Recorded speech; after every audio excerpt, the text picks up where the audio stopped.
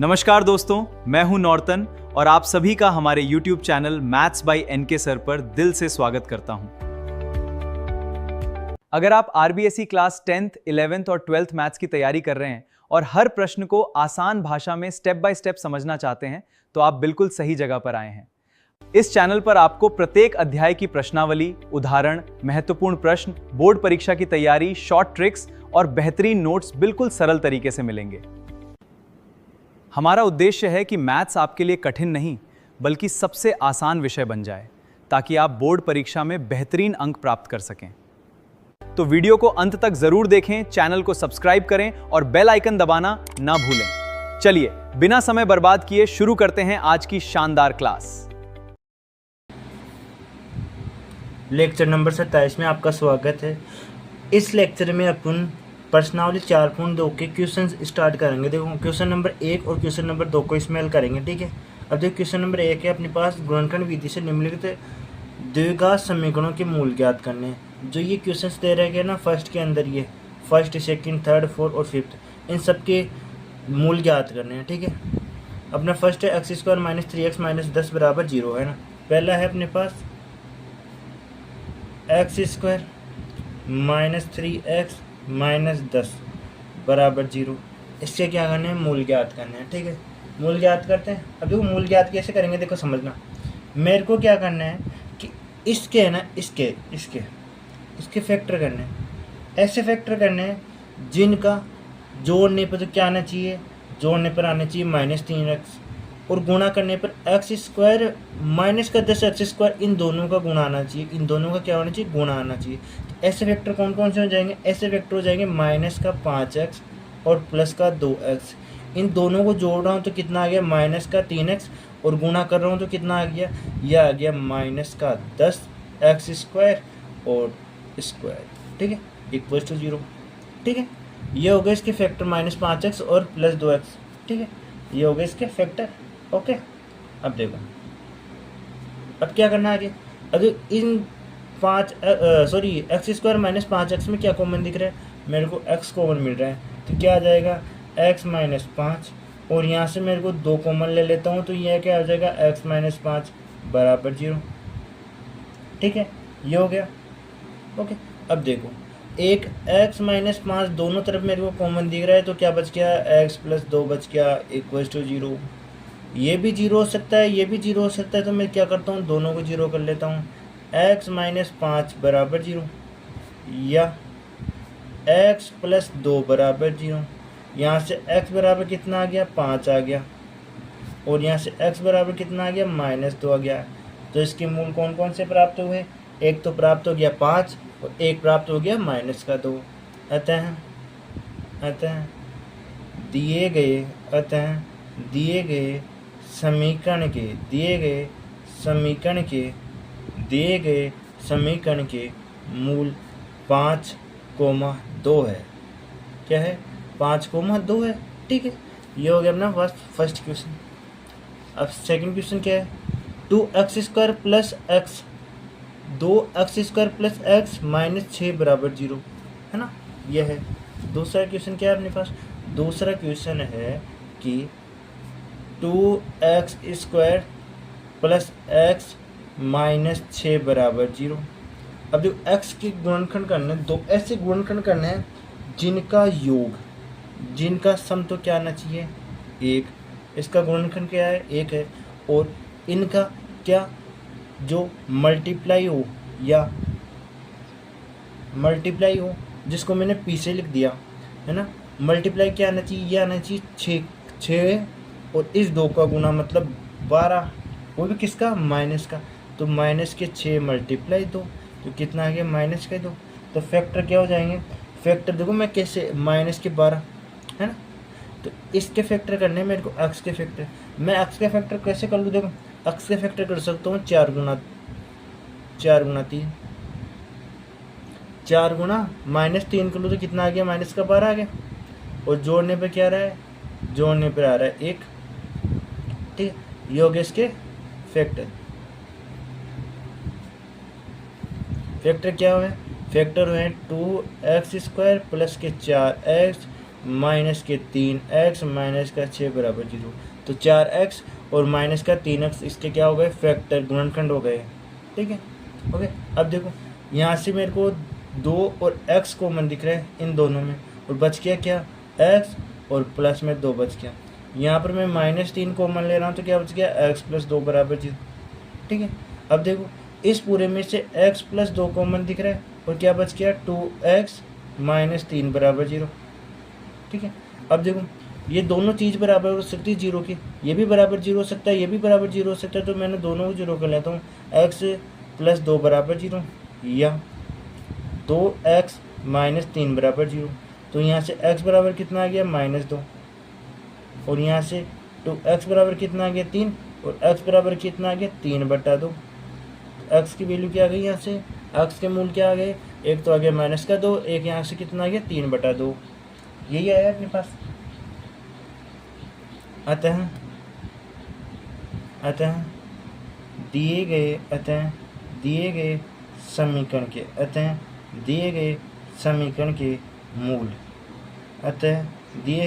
समीकरण के मूल, क्या है, -2 और कितना है, 3/2 है।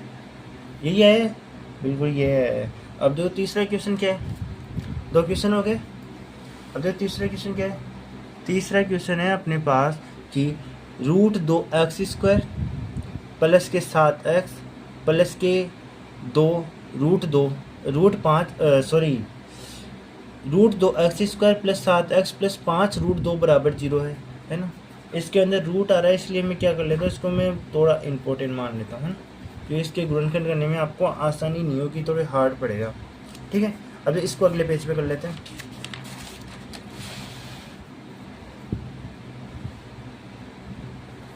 थर्ड क्वेश्चन क्या है अपने पास, थर्ड क्वेश्चन है अपने पास √2x² प्लस 7x प्लस 5 √2 बराबर 0। यही है। ठीक है, मेरे को क्या करना है, इस 7 के जो सम है, जो 7 है, और p क्या होगा, p इन दोनों का गुणा, √2 और 5 √2 का गुणा कितना हुआ, ये √2 गुणा 5 √2 कितना हुआ, ये हो गया अपने पास 10। ठीक है, इसके ऐसे फैक्टर करने हैं कि गुणा करने पर 10 आने चाहिए। इसके फैक्टर में क्या कर लेता हूँ मैं, 2 कर लेता हूँ, और 1 कर लेता हूँ मैं, क्या 5 कर लेता हूँ। गुणा करने पर तो क्या आ रहा है, 10, और इनको जोड़ने पर कितना आ रहा है, जोड़ने पे आ रहा है अपने पास क्या, 7 आ रहा है। ठीक है, और ये क्या होगा, इसके फैक्टर हो गए, क्या होगा, इसके गुणनखंड। ठीक है, ये हो गया अपने पास इनका गुणनखंड। अब जो फैक्टर देखो, √2x² प्लस 7x के फैक्टर क्या हुआ है, एक तो 2 हुआ है, एक क्या हुआ है, एक 5 हुआ है। ठीक है, ये हुए, तो क्या हो गया, 2x प्लस 5x प्लस 5 √2 बराबर 0। ठीक है, ये हो गया। अब देखो आगे क्या होगा, आगे समझना। आगे क्या करता हूँ मैं, देखो आगे मैं ऐसा करता हूँ कि यहाँ से इन दोनों में से मैं √2x² प्लस 2x में से क्या करता हूँ मैं क्या करता हूँ, √2x को कॉमन ले रहा हूँ, तो क्या बच गया, यहाँ से बच गया x, प्लस में क्या बच गया, √2, ये बचा है ना। और इधर क्या करता हूँ मैं, 5 को कॉमन ले लेता हूँ, तो क्या बच गया, x प्लस √2 बराबर क्या हो जाएगा, 0। ठीक है, यही होगा, ये होगा। अब देखो इस पूरे समीकरण के अंदर मेरे को x प्लस √2 कॉमन दिख रहा है कि एक उपेनिश ये चीज़ है, जिसको मैंने बाहर ले लिया, और क्या बच गया, अब बच गया √2x और प्लस 5 बराबर 0। अब देखो ये वाला भी 0 के बराबर हो सकता है, ये वाला भी हो सकता है, तो मैं दोनों को कर देता हूँ, x प्लस √2 बराबर 0 और √2x प्लस 5 बराबर 0 है। यहाँ से x बराबर क्या आ गया, माइनस का √2, और यहाँ से x बराबर क्या आ गया, √2x बराबर माइनस का 5, और तो x बराबर क्या आ गया, माइनस का 5 बटा √2। ठीक है, दोनों आ गए। एक तो x बराबर आया अपने पास माइनस का √2, एक x बराबर आया माइनस का 5 बटा √2। ठीक है, ये आया अपने पास। अब देखो अतः दिए गए अतः दिए गए समीकरण के अतः दिए गए समीकरण के मूल क्या हो जाएंगे, ये हो जाएगा -2 कोमा में क्या हो जाएगा -5/√2। ठीक है, ये हो गए इसके मूल।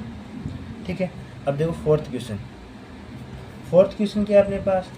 फोर्थ क्वेश्चन है 2x² - x + 1/8 = 0। ठीक है, ये द्विघात समीकरण के रूप में नहीं है तो इसको द्विघात समीकरण के रूप में बनाते हैं। देखो कैसे बनाएंगे, देखो मैं इसको कैसे बनाऊंगा, इस 1/8 है तो मैं क्या करता हूँ, इस 8 को एलसीएम ले लिया तो क्या हो गया, यहाँ पे 16x², यहाँ पर -8 + 1 = 0। अब इस 8 को मैं इस तरफ लेके जाऊंगा बराबर की दूसरी तरफ तो गुणा में चल जाएगा, गुणा में जाते क्या हो जाएगा 0। तो क्या हो गया 16x² - 8 + 1 बराबर क्या हो गया 0। ये आ गया अपने पास। ठीक है, अब देखो इनका सम तो क्या आ रहा है अपने पास 8 और इनका गुणनफल क्या आएगा, इनका गुणा क्या आएगा 16 × 1 कितना आ गया 16। अब मेरे को -8 के x फैक्टर करने हैं कि जोड़ने पर आने चाहिए -8 और गुना करने पर आने चाहिए 16। तो मैं क्या कर लेता हूँ -4 × -4 कितना हो गया, ये तो 16 हो गया। और जोड़ने पर क्या आ रहा है अपने पास, ये आ रहा है अपने पास -8, ये हो गया इसके क्या फैक्टर हो गया। ठीक है, -4 फैक्टर हो गए। ठीक है, -4 और -4 फैक्टर हो गए, इनको गुणा करने पर 16 आ रहा है, इनको जोड़ने पर -8 आ रहा है। ठीक है, इसके फैक्टर क्या हो गए 16x² - 4x - 4x + 1 = 0। ठीक है, अब देखो इन दोनों में क्या कॉमन दिख रहा है, मेरे को 4x कॉमन दिख रहा है। बच गया क्या, बच गया अपने पास 4x - 1। यहाँ पर मैं क्या करता हूँ, यहाँ पर मैं -1 कॉमन ले लेता हूँ तो क्या बच गया यहाँ पे 4x - 1 बराबर है। ये अंदर वाली चीज़ है ना, हमेशा बराबर मान आना चाहिए। तो क्या हो गया, देखो ये हो गया 4x - 1 एक तो ये है और 4x - 1 ये है, दोनों 0 के बराबर हो सकते हैं, दोनों में एक भी बराबर 0 हो सकता है। तो क्या मैं क्या कर लेता हूँ 4x - 1 बराबर 0 हो सकता है या 4x - 1 बराबर 0 हो सकता है। तो यहाँ से 4x बराबर कितना हो गया 1, तो x बराबर कितना आ गया 1/4 और इधर से 4x बराबर कितना होगा 1 और x बराबर कितना होगा 1/4 है ना। मूल क्या प्राप्त हो गए 1/4 है ना। ठीक है, अतः दिए गए समीकरण के मूल क्या हो जाएंगे 1/4 है, क्या है 1/4 है। ठीक है, ये हो गया। अब पांचवा क्वेश्चन और इसका पांचवा क्वेश्चन है अपने पास कि 100x² - 20x + 1 = 0। ठीक है, अब देखो इसके अंदर जो सम है वो कितना है -20 और जो दोनों का साइड का गुणनफल कितना है ये 100 है। 100 × 1 कितना है ये 100 है। अब मेरे को क्या करना है, इस -20 के ऐसे फैक्टर करने हैं, ऐसे गुणनखंड करने हैं कि इनका गुणा तो कितना आना चाहिए 100 और योग इनका गुणा तो कितना आना चाहिए 100 और योगफल कितना आना चाहिए -20। देखो मैं -10 × -10 कर दूँ, क्या ये प्लस के 100 आ रहे हैं, क्या ये प्लस के 100 आ रहे हैं, यहाँ से बिल्कुल प्लस के 100 आ रहे हैं गुणा करने पर। और जोड़ूंगा तब कितने आ रहे हैं -20 आ रहे हैं, गुणा करने पर तो कितना आ रहे हैं 100 आ रहे हैं, -10 है ना। -10 से -10 को मैं गुणा कर रहा हूँ तो 100 आएंगे और जोड़ूंगा तो कितना आ जाएगा -20। तो इसके फैक्टर क्या हो गए -10 और -10 कितना हो गया -10 और -10। तो क्या हो गया 100x² - 10x -10x + 1 = 0। यहाँ से मैं 10 कॉमन लेता हूँ तो क्या बचेगा 10x - 1 बच जाएगा। यहाँ से -1 कॉमन लेता हूँ तो यहाँ पर 10x - 1 = 0 बच जाएगा। ठीक है, अब देखो इन दोनों में इस पूरे में क्या कॉमन दिया है 10x - 1 कॉमन दिख रहा है और 10x - 1 = 0 बच गया। ये भी जीरो हो सकता है, ये भी जीरो हो सकता है, मैं दोनों को जीरो कर देता हूँ। 10x माइनस 1 बराबर जीरो और 10x माइनस 1 बराबर जीरो है ना। तो यहाँ से 10x बराबर कितना हो गया 1, तो x बराबर क्या आ गया 1/10, कितना आ गया 1/10, 1/10 आ गया। इधर भी चेक कर लेते हैं, इधर क्या होगा 10x बराबर 1 हो जाएगा, तो x बराबर कितना हो गया 1/10। इसके मूल क्या प्राप्त हो गए 1/10 और 1/10 प्राप्त हो गए। ठीक है, ठीक है। अतः दिए गए समीकरण के मूल क्या हो जाएंगे 1/10, 1/10 है। ठीक है, ये हो गया इसके मूल। ठीक है, ये हो गया अपना पहला क्वेश्चन। अब देखो दूसरा क्वेश्चन। ठीक है, दूसरा क्वेश्चन उदाहरण दो, क्वेश्चन नंबर 2 है अपना। क्वेश्चन नंबर 2 क्या है, उदाहरण 1 में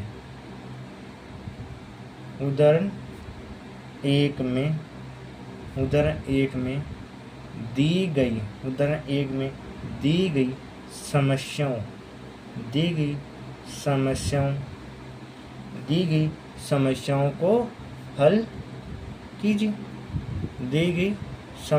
को हल कीजिए। इन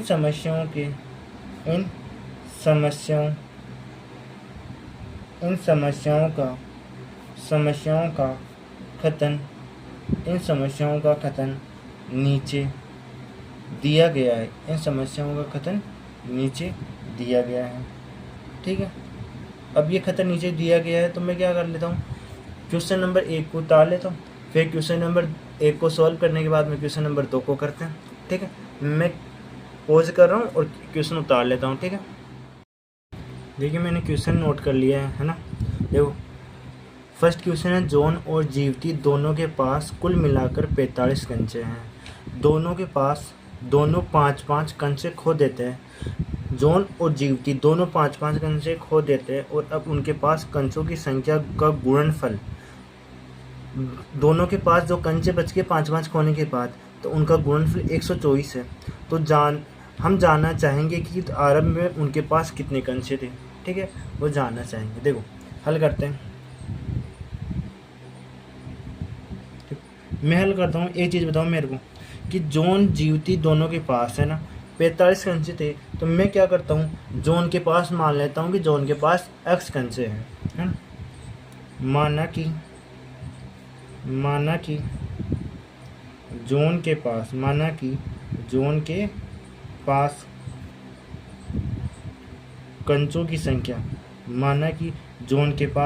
कंचों की संख्या, कंचों की संख्या मैंने मान ली क्या है, ये कंचों की संख्या कितनी थी, ये मैंने मान ली x थी, है ना। ये x किसके पास थी, जॉन के पास। फिर जीवती के पास कितनी रह जाएगी, दोनों के पास मिलाकर 45 थी, तो जीवती के पास कितनी बच जाएगी, 45 में से x घटा दें तो क्या जीवती के पास बच जाएगी बिल्कुल, है ना। क्या बच जाएगी, तब जीवती के पास कंचों की संख्या कितनी है, कितनी हो जाएगी, तब हो जाएगी, कितनी हो जाएगी, जब हो जाएगी 45 माइनस एक्स। ठीक है, कितनी हो जाएगी 45 माइनस एक्स हो जाएगी। ठीक है, ये हो गई। अब एक चीज़ बताओ मेरे को, 5 कंचे खो रहे हैं, जीवती भी खो रही है और जॉन भी खो रहा है 5-5 कंचे, तो 5-5 कंचे और कम कर दें इनमें, है ना। जॉन के पास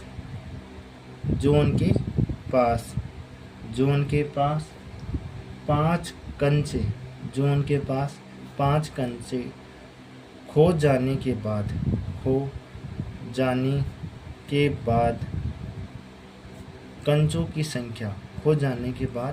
कंचों की संख्या क्या हो जाएगी, 5 कंचे खो रहे हैं, तो कितने थे उसके पास, x थे, उसमें से 5 और खो गए, तो कितनी हो जाएगी, ये हो जाएगी x माइनस 5। और ऐसे ही जीवती के पास भी 5 अंशे खो रहे हैं, तब जीवती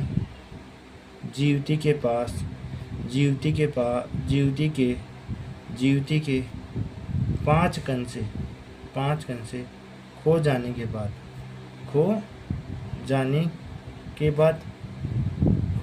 बाद कंसों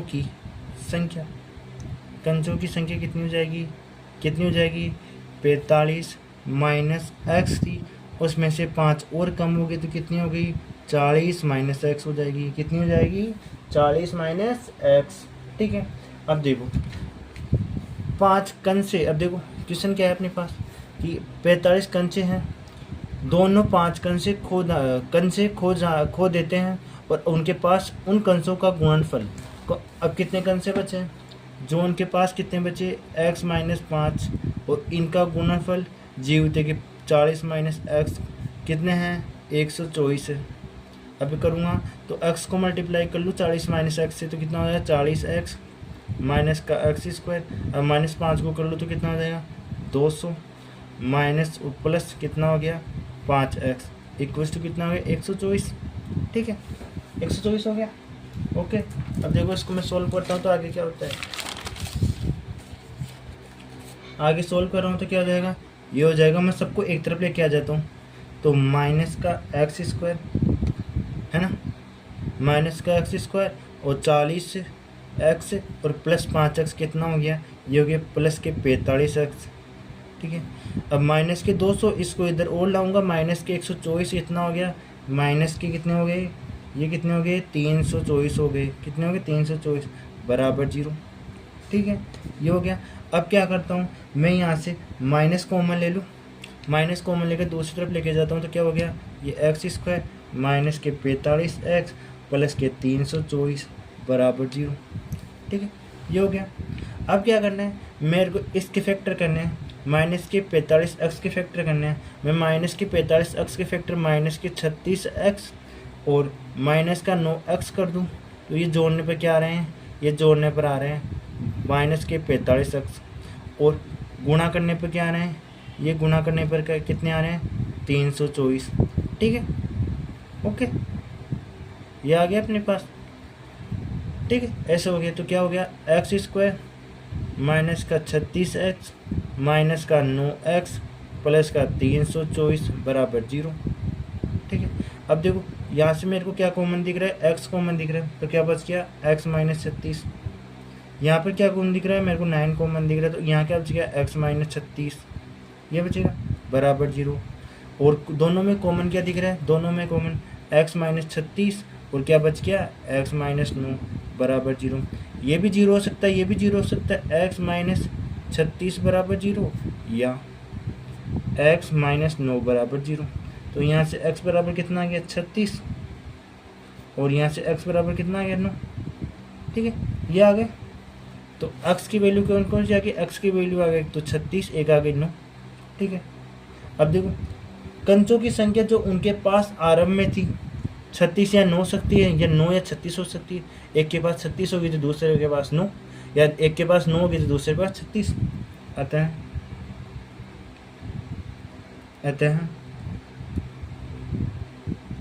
कंसों की संख्या आता है, कंसों की संख्या जो उनके पास आरंभ में थी, क्या थी आरंभ में थी, कितनी थी वो 36 हो सकती है और 9 हो सकती है, या हो सकती है उसके पास 9 और 36 हो सकती है, दोनों में कैसे भी हो सकती है। ठीक है, ये हो गया क्वेश्चन नंबर 1 समाप्त। ठीक है, अब क्वेश्चन नंबर 2 का दूसरा क्वेश्चन देखते हैं। क्वेश्चन नंबर 1 का ये हो गया, क्वेश्चन नंबर 2 का दूसरा क्वेश्चन। ठीक, देखो क्वेश्चन नंबर 2 का दूसरा क्वेश्चन ये रहा, क्वेश्चन नंबर 2 का दूसरा क्वेश्चन ये रहा, मैंने पहले ही नोट डाउन कर लिया था। ठीक, क्वेश्चन नंबर 2 का दूसरा क्वेश्चन देखो, दूसरा क्वेश्चन क्या है, एक कुटीर उद्योग में एक दिन में कुछ खिलौने निर्मित करता है। कोई एक कुटीर उद्योग है जिसमें एक दिन में कुछ खिलौने निर्मित करता है। प्रत्येक खिलौने का मूल्य रुपये में दे रखा है, प्रत्येक खिलौने का मूल्य दे रखा है रुपये में। 55 में से कितने 55 रुपये में से एक दिन में निर्माण किए गए खिलौनों की संख्या को घटाने से प्राप्त संख्या के बराबर है, मतलब कि 55 रुपये है, उसमें से जो एक दिन में जितने खिलौने बनाए वो घटा दूँ तो उसके बराबर उसकी लागत है ना। तो किसी एक दिन कुल निर्माण लागत 750 रुपये, कितनी है? 750 रुपये एक दिन की है। उस दिन किए गए खिलौनों की संख्या ज्ञात करनी है, मतलब उस दिन कितने खिलौने बने थे उसकी संख्या ज्ञात करनी है। देखो निर्मित खिलौनों की संख्या मैं मान लेता हूँ अक्सर, क्या मान लेता हूँ, हल करते हैं। देखो क्या पूछे है, जो खिलौने बने हैं उनकी संख्या पूछे है। माना कि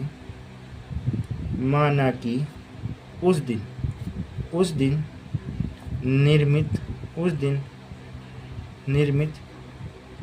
खिलौनों की संख्या, मैं खिलौनों की संख्या क्या मान लेता हूँ, मैंने खिलौनों की संख्या मान ली x, ठीक है। अब उस दिन है ना प्रत्येक खिलौने को बनाने की लागत है ना, अब मैं मान लेता हूँ उस दिन प्रत्येक खिलौने की निर्माण की लागत। अब निर्माण की लागत क्या हो जाएगी, देखो निर्माण की लागत हो जाएगी, देखो क्वेश्चन में क्या है, प्रत्येक खिलौने का मूल्य कितना है, 55 में से, रुपए में दे रखा है 55 में से एक दिन में निर्मित किए गए खिलौनों की संख्या को घटाने में। तो 55 में से एक दिन में कितने खिलौने निर्मित कर रहे हैं, x में से प्राप्त संख्या के बराबर है, मतलब 55 माइनस x के बराबर है, ठीक है, ये हो गया। अब देखो प्रश्नानुसार चलते हैं। अब देखो प्रश्नानुसार क्या है, प्रश्नानुसार समझना, देखो के बराबर है किसी एक दिन कुल निर्माण लागत कितनी है, 750 है ना, कितनी लागत है, 750 है। तो x खिलौनों की ये रुपए लगे तो इनकी लागत कितनी है, मतलब इनको मैं इससे मल्टीप्लाई कर दूं, x मल्टीप्लाई 55 माइनस x, कितनी लागत है 750। अब इसको सॉल्व करना तो कितना हो गया, 55x माइनस का x स्क्वायर 750। अब मैं क्या करता हूँ, सबको एक तरफ लेके आ जाता हूँ, सबको एक तरफ लेके आऊँगा तो माइनस के x स्क्वायर प्लस के 55x और माइनस के 750। अब मैं -1 को मैं लेकर दूसरी तरफ लेके जाता हूँ 0, तो क्या हो गया, x स्क्वायर माइनस के 55x प्लस के 750 बराबर 0। अब मेरे को क्या करना है, माइनस के 55x के फैक्टर करना है ना, माइनस के 55x के फैक्टर करना है। मैं ऐसे फैक्टर करूँगा कि उनका गुणनफल क्या आना चाहिए, उनका गुणनफल आना चाहिए 750। इसके x से फैक्टर करने हैं मेरे को, ठीक, मैं ऐसे फैक्टर करता हूँ, एक तो 30 कर लेता हूँ, एक 25 कर लेता हूँ, दोनों में लाकर कितने हो गए, 55 हो गए। कौन सा माइनस, देखो मैं दोनों को माइनस ले लेता हूँ, तो कितने हो गए, 55 हो गए माइनस के, और ये x और मल्टीप्लाई कर दिया मैंने, ठीक है।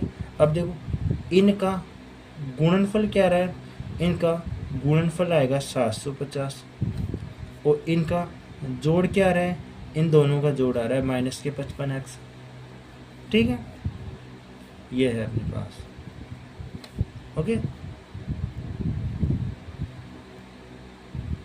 ये चीज़ ध्यान रखने लायक है, ओके। तो 55x के फैक्टर क्या हुए, माइनस के 30x और माइनस के 25x, क्या हो गया, x स्क्वायर माइनस के 30x माइनस के 25x प्लस के 750 बराबर 0। यहाँ से देखो मेरे को क्या कॉमन दिख रहा है, मेरे को x कॉमन दिख रहा है, तो x माइनस 30 और यहाँ से मैं 25 कॉमन ले लूँ तो क्या आ जाएगा, x माइनस 30 यहाँ पर हो जाएगा बराबर 0, यही होगा, बिल्कुल यही होगा। अब देखो x माइनस 30 कॉमन दिख रहा है और क्या बच गया, x माइनस 25 बराबर 0। ये भी 0 हो सकता है और ये भी 0 हो सकता है, x माइनस 30 भी 0 हो सकता है, x माइनस 25 भी 0 हो सकता है, तो क्या हो गया, x माइनस 30 बराबर 0 या x माइनस 25 बराबर 0।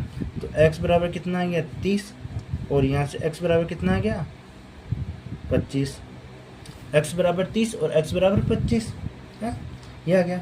अतः उस दिन है ना जितने खिलौने बने थे उनकी संख्या 30 है या 25 है, दोनों में से एक है, 30 भी हो सकती है या 25 भी हो सकती है। अतः अतः उस दिन निर्मित खिलौनों की संख्या, उस दिन निर्मित खिलौनों की संख्या कितनी है?